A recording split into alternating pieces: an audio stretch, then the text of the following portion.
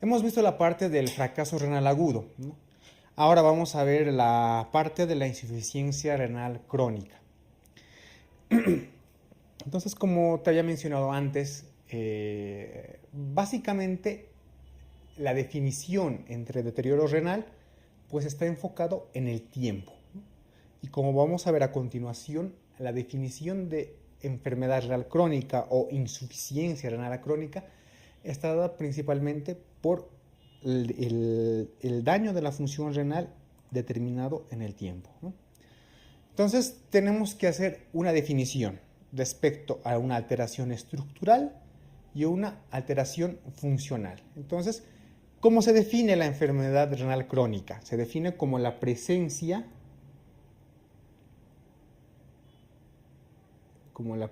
de alteraciones estructurales y funcionales por más de 3 meses. ¿Sí? Alteraciones estructurales y funcionales del riñón, evidentemente, ¿no? Por más de 3 meses.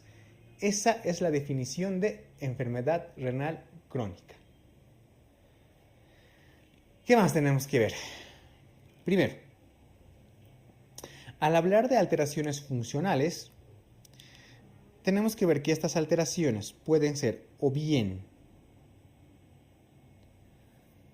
como marcadores de daño renal, en el cual tomamos en cuenta la proteinuria y sobre todo la albuminuria, es decir, microalbuminuria, que se refiere a una eliminación por la orina de mayor a 30 miligramos día de albúmina, ¿sí? Y otro parámetro funcional que vamos a tomar a la hora de definir la enfermedad renal crónica es la disminución del filtrado glomerular, que está dada por una disminución menor a 60 mililitros minuto en 1.73 metros cuadrados de superficie corporal, ¿vale? Entonces, las alteraciones funcionales pueden ser o bien la presencia de marcadores renales como la microalbuminuria o la disminución del filtrado glomerular. Evidentemente, esto lo relacionamos y tiene que ser mayor a 3 meses, ¿sí? Las alteraciones estructurales las vamos a evidenciar con una biopsia o con estudios de imagen, ¿no? Evidentemente también tienen que ser mayor a 3 meses, ¿no? Para definir la insuficiencia renal crónica. Entonces, de esta diapositiva quédate con que las alteraciones funcionales, el marcador de daño renal principal es la albuminuria, ¿sí? La proteinuria o albuminuria. Es el principal marcador de daño renal. Bien, hablando un poco de la fisiopatología. La fisiopatología de la insuficiencia renal crónica pues va definido por dos mecanismos: mecanismos desencadenantes y mecanismos progresivos. Los mecanismos desencadenantes son específicos de la causa principal. Por ejemplo, complejos inmunitarios en determinadas glomerulonefritis, exposición a toxinas en determinadas enfermedades túbulo-intersticiales renales, ¿no? Los mecanismos progresivos se refieren sobre todo a la hiperfiltración y a la hipertrofia de las nefronas viables restantes. ¿A qué me refiero? Yo tengo aquí un riñón, ¿sí? Muchas de mis nefronas, muchas de mis pequeñas nefronas, te voy a hacer una esquemita así, este y este, se van muriendo. Y me quedan unas pocas. Estas pocas van a ir creciendo, o sea, se van a ir hipertrofiando. ¿Sí? ¿Por qué? Porque mis otras pequeñas neuronas han muerto. Esta ya no está, esta ya no está, esta ya no está. ¿Qué es lo que pasa? Todo ese flujo de sangre que llegaba a esas nefronas, pues es compensado por las nefronas que quedan, las nefronas viables. Y estas nefronas viables se van aumentando de tamaño. Y al aumentar de tamaño, aumentan también la filtración, es decir, hay una hiperfiltración, ¿no? Esta hiperfiltración, ¿no? Se produce independientemente de la causa, ¿sí? Entonces, esa es la explicación de los mecanismos progresivos.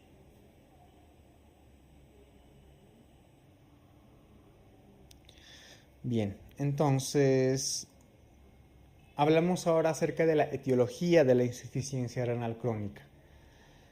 Básicamente, la gran mayoría de las veces y la mayor parte de los casos, la enfermedad renal crónica es debida a una nefropatía diabética. Es decir, a nivel global, la causa más frecuente de insuficiencia renal crónica es la diabetes mellitus, seguida de la vasculopatía hipertensiva. Estas son las principales causas y de estas dos, evidentemente, la diabetes mellitus es la primera causa, ¿no? Con menor porcentaje, pues tenemos a las diferentes glomerulonefritis, ya sean primarias, secundarias, la enfermedad poliquística o túbulo intersticial, etc. Y hay otras causas aún no definidas. Pero recuerda, de la etiología lo que tienes que aprender es que la causa más frecuente es la diabetes mellitus, seguida de la vasculopatía hipertensiva. Bien. Algo que tienes que recordar para poder entender de una manera más adecuada este tema es, si yo hablo de la insuficiencia renal crónica, es que estoy hablando de un fallo de mi riñón en forma crónica en el tiempo. Hasta ahí lo tenemos claro. Ese fallo puede ser funcional, estructural, ¿no? Dentro del funcional, por la albúmina y por el filtrado glomerular, etc. Entonces, para entender todo lo que le va a pasar a ese paciente, tú tienes que conocer cuáles son las funciones del riñón. Para eso ya has leído la parte de fisiología renal en ciencias básicas, ¿no? Entonces repasaremos ahora un poco de cuáles son las funciones del riñón. Primero, producción de la orina. Segundo, manejo de los iones, es decir, mantienen el equilibrio hidroelectrolítico, es decir, entre el agua, el sodio, el potasio, etc. Tercero, mantienen el equilibrio ácido-base, ¿no? Cuarto, ¿no?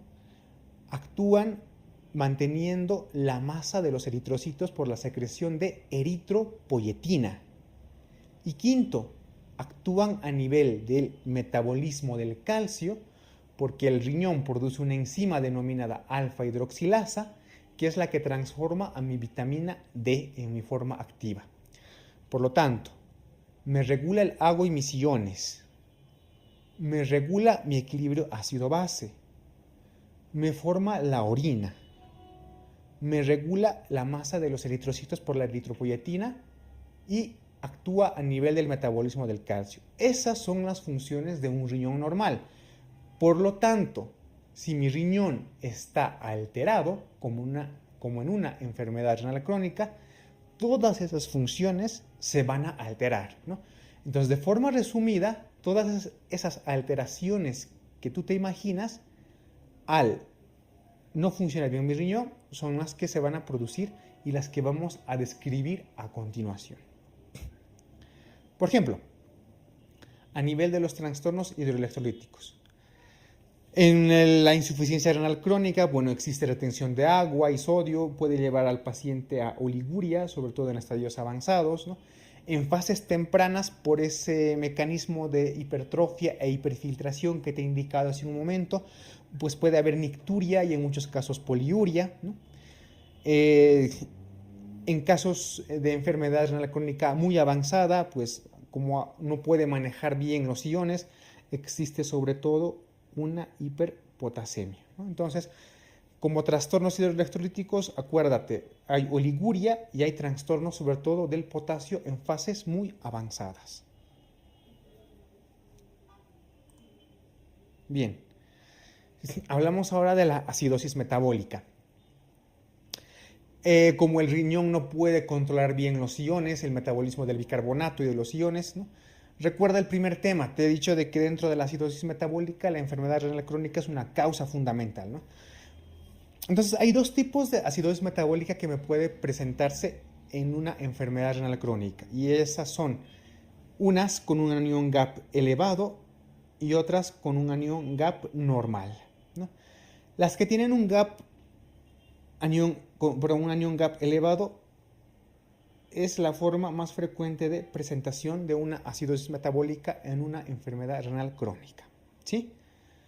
Evidentemente hay ciertas situaciones en las cuales se me puede dar que el paciente me desarrolle una acidosis metabólica con un anión GAP normal, como por ejemplo una acidosis tubular tipo 4 o una nefropatía de tipo intersticial.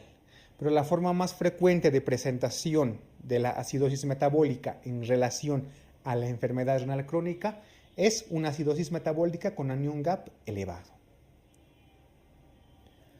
Bien. ¿Qué es lo que me produce a nivel del metabolismo calcio-fósforo? Te había dicho de que hay una enzima, que es esta, la 1-alfa hidroxilasa, que se produce en el riñón, ¿no? Que es la que me transforma a la vitamina D en su forma activa, es decir, el calcitriol, más propiamente el 1,25-colecalciferol, ¿no? Su descripción química propiamente. Entonces, como disminuye la 1-alfa hidroxilasa, también me disminuye el calcitriol. Si me disminuye el calcitriol, ¿qué es lo que pasa? Pues evidentemente va a haber una disminución de la absorción intestinal del calcio, ¿sí?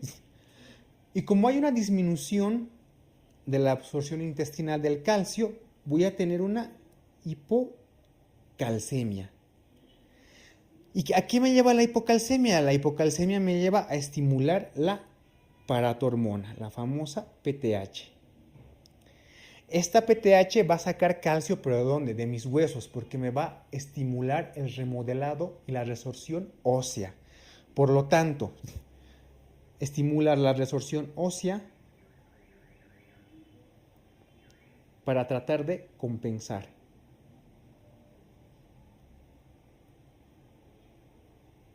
Este es un hueso, ¿no? Entonces me va a ir sacando calcio para tratar de compensar la hipocalcemia.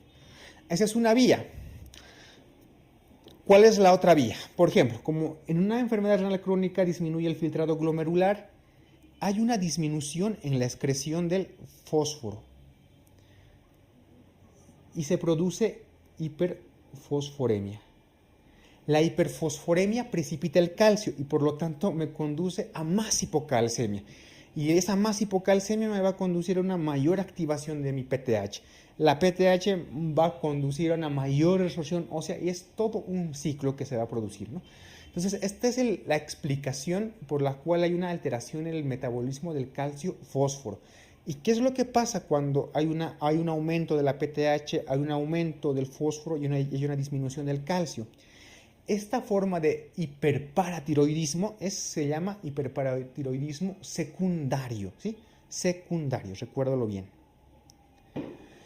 Bien, entonces esta forma de hiperparatiroidismo secundario me puede llevar a producir lo siguiente: una osteitis fibrosa quística, que es lo que tienes aquí en la imagen, ¿no? ¿Qué es lo que produce? Esta osteitis fibrosa quística no es más que un quiste óseo, ¿no? Que tiene gran componente hemorrágico, al cual se lo ha denominado los famosos quistes pardos, ¿sí? Un paciente con esta imagen en relación a una enfermedad renal crónica muy probablemente es que sea una osteitis fibrosa quística. ¿Qué más? Un exceso del producto calcio-fósforo a la larga me puede llevar a la calcificación de tejidos blandos, por ejemplo, de los vasos sanguíneos, ¿no?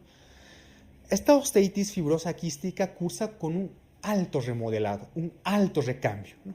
Por el contrario, la osteomalacia y la enfermedad ósea adinámica, que también son entidades que se producen por una alteración del calcio-fósforo, son producto de un bajo recambio, ¿sí? En la osteitis fibrosa quística hay un alto recambio. En la osteomalacia, en la enfermedad ósea dinámica, hay un bajo recambio o bajo remodelado.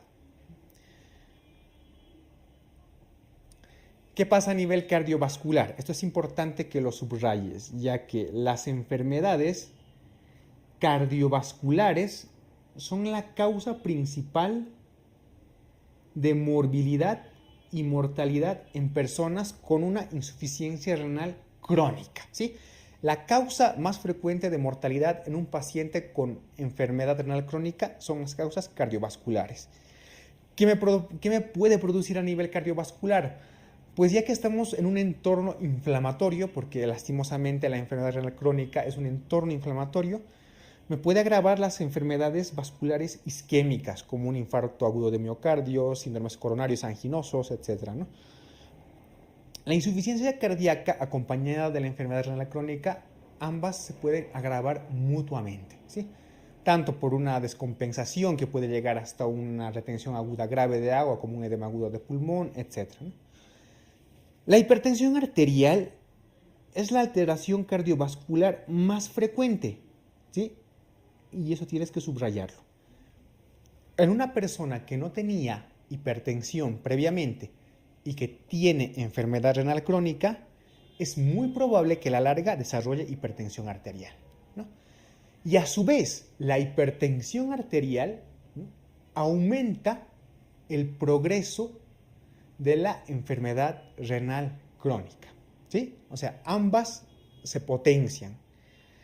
Si un paciente tiene enfermedad renal crónica y no tenía hipertensión arterial, la ERC condiciona la hipertensión arterial. Y a su vez, la hipertensión arterial condiciona al empeoramiento, ¿no?, al progreso de la enfermedad renal crónica. Bien, hablando de las alteraciones hematológicas, como hay una disminución de la eritropoyetina, va a haber una disminución de la masa eritrocitaria. Por lo tanto, en una enfermedad renal crónica, lo más frecuente es que tengamos anemia por trastorno crónico, ¿sí?, debido al déficit de eritropoyetina. Esto lo vemos sobre todo en el estadio 3 de los pacientes con enfermedad renal crónica. Sin embargo, la anemia por trastorno crónico no es la única que se puede presentar en relación a una enfermedad renal crónica. También puede haber anemia por déficit de hierro, anemia por hemorragia digestiva, anemia por el entorno urémico, una disminución de la vida media del eritrocito, por ejemplo, ¿no? Pero sin duda la causa principal es la disminución de eritropoyetina. Por lo tanto, la forma de anemia más frecuente en un paciente con enfermedad renal crónica es la anemia por trastorno crónico, que dicho sea de paso, este tipo de anemia la hemos visto en hematología. Bien, siguiendo, ¿cómo vamos a realizar la valoración del paciente con enfermedad renal crónica? Lastimosamente, el riñón no da muchos indicios cuando está fallando, ¿sí? No da mucha sintomatología y por lo tanto tenemos que usar marcadores de daño renal. El principal marcador de daño renal es la proteinuria, más específicamente la albuminuria, ¿no? Por lo tanto, en un paciente que sospechemos de enfermedad renal crónica, tenemos que medir la albúmina, ya sea en orina de 24 horas o mediante el cociente albúmina-creatinina, ¿sí? ¿Cuál es el valor normal de la albúmina en orina de 24 horas y en el cociente albúmina-creatinina? Pues es menor a 30 miligramos día o menor a 30 miligramos gramos. Hablamos de microalbuminuria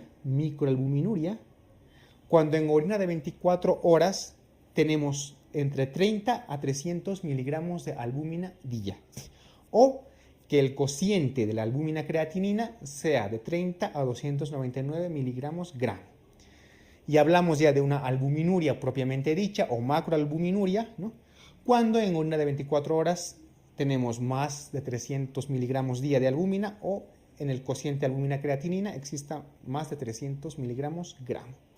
Entonces recuerda, el principal marcador de daño renal es la proteinuria, más específicamente la albuminuria. ¿Qué más? Para valorar al paciente con enfermedad renal crónica tenemos que ver cómo está la tasa de filtración glomerular. Y esta tasa de filtración glomerular la vamos a obtener mediante dos formas. Una, la ecuación de Crocov-Gault o mediante la ecuación MDRD, ¿no? La ecuación de Crocov-Gault es la que te estoy aquí encerrando en un círculo, ¿no? 140 por el peso sobre creatinina sérica por 72, todo esto multiplicado por 0.85 en mujeres. Bien, una vez que hemos realizado la valoración del paciente con los marcadores de daño renal, la albuminuria, y viendo la tasa de filtración glomerular, que recuerda, se saca por la fórmula de Crocov-Gault o la fórmula de MDRD, ¿no? Mediante ambas vamos a ver un cuadro que lo ha diseñado las guías CADIGO para la enfermedad renal crónica, ¿no? Y es una combinación tanto de la albuminuria, es decir, un marcador de daño renal, como de la tasa de filtración glomerular, ¿sí? Entonces, según esta tabla, tenemos la siguiente clasificación. Tenemos que la enfermedad renal crónica se puede dividir en un estadio o grupo 1, donde la tasa de filtración glomerular es mayor a 90, un estadio 2, una disminución leve de 60 a 89, un estadio 3A, una disminución leve a moderada, con la tasa de filtración glomerular de 45 a 59, un estadio o grado 3B, una disminución moderada grave, con una tasa de filtración glomerular de 30 a 44, un estadio o grado 4, donde hay una disminución grave, ¿no? En el cual la tasa de filtración glomerular está entre 15 a 29, y por último, una insuficiencia renal terminal, ¿no? Donde hay una tasa de filtración glomerular menor a 15. Entonces, la albuminuria está en relación más o menos con esto, ¿no? ¿A qué se refiere? Mientras más vaya hacia este lado, más empeora mi pronóstico. Lo mismo en relación a la tasa de filtración glomerular, ¿no? Una tasa de filtración glomerular mayor a 90 o una disminución leve con una albuminuria normal no se considera todavía como enfermedad renal crónica.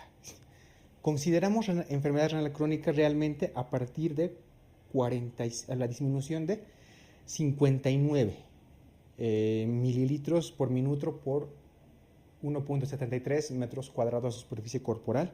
Es lo que realmente se considera como enfermedad renal crónica, ¿no? La disminución menor a 60 como tal, ¿sí?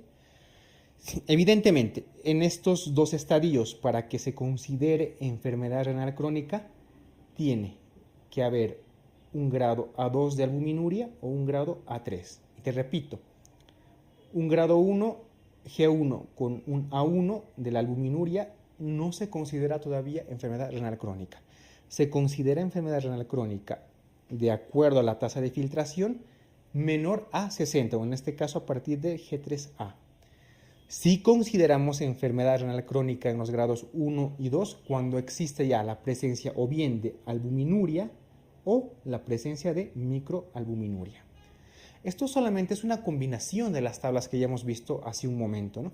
Aquí está la tasa de filtración glomerular obtenida por Crocov-Gault o MDRD, y aquí está nuestra tablita de marcador de daño renal. El primero normal, ¿no? Menor a 30 miligramos, el segundo aumentado, microalbuminuria entre 30 a 300 miligramos gramo, y albuminuria o macroalbuminuria, ¿no? Mayor a 300 miligramos gramos. Estos datos están en base a el cociente albúmina creatinina, por si acaso. No están en base a la albuminuria en orina de 24 horas. Están en base a la albúmina, al cociente albúmina creatinina. Importante que repases este cuadro, sí. Que te lo memorices como tal todo, no. Probablemente sí que le eches un vistazo a la tasa de filtración y a los estadios, ¿no? Bien.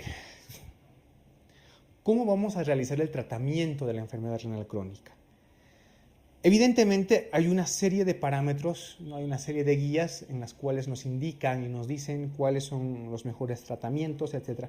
Pero tenemos que hacer un enfoque multidisciplinar, primero controlando factores que puedan agravar mi enfermedad renal crónica. Es decir, por ejemplo, en mi nefropatía diabética tendré que controlar de una manera más estricta mi diabetes mellitus, en mi vasculopatía hipertensiva de la misma forma la presión arterial, etc. Pero de forma general te voy a explicar los principales pasos para realizar los tratamientos.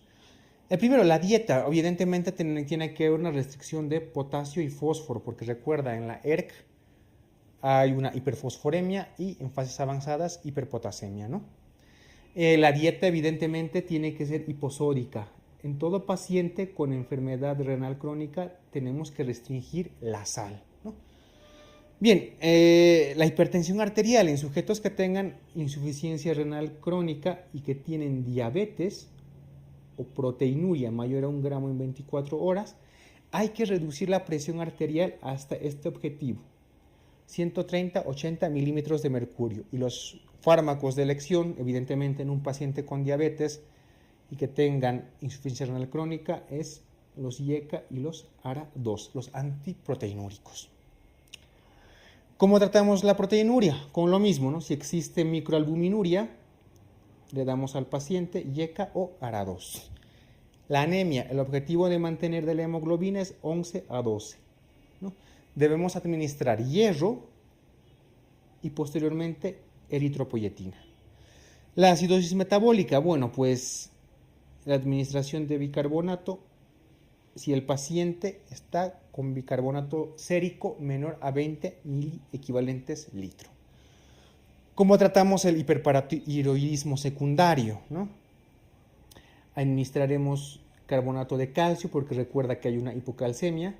Y si hay una hiperfosforemia, vamos a administrar quelantes de fósforo. ¿Sí? Y en el caso de que ambos, tanto el calcio como el fósforo, estén bajos, podemos administrar calcitriol exógeno. La dislipidemia, evidentemente, mediante el uso de estatinas, ¿no? Y la terapia sustitutiva renal, es decir, la hemodiálisis, la diálisis o incluso plantearse un trasplante renal, se debe iniciar en pacientes que tengan un filtrado glomerular menor a 10 ml minuto en 1.73 metros cuadrados de peso corporal, ¿sí? Y evidentemente ya tenemos que plantearnos la hemodiálisis, la diálisis o el trasplante en pacientes que tengan nuestro filtrado glomerular menor a 20 ml. Como verás, no es un tema complejo, es un tema bastante sencillo, bastante bonito realmente, aparte. Entonces quiero que te quedes principalmente con, recuerda, haces una relación entre las funciones del riñón, ¿no? Y te pones a pensar qué pasaría si ese riñón deja de funcionar. La alteración de todas esas funciones es lo que tienes como enfermedad renal crónica.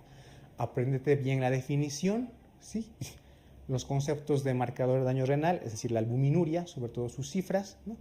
Y dale un vistazo al cuadro en el cual combinas albuminuria con la filtración glomerular, los estadios del fracaso, de la enfermedad renal crónica y algunos datos del tratamiento.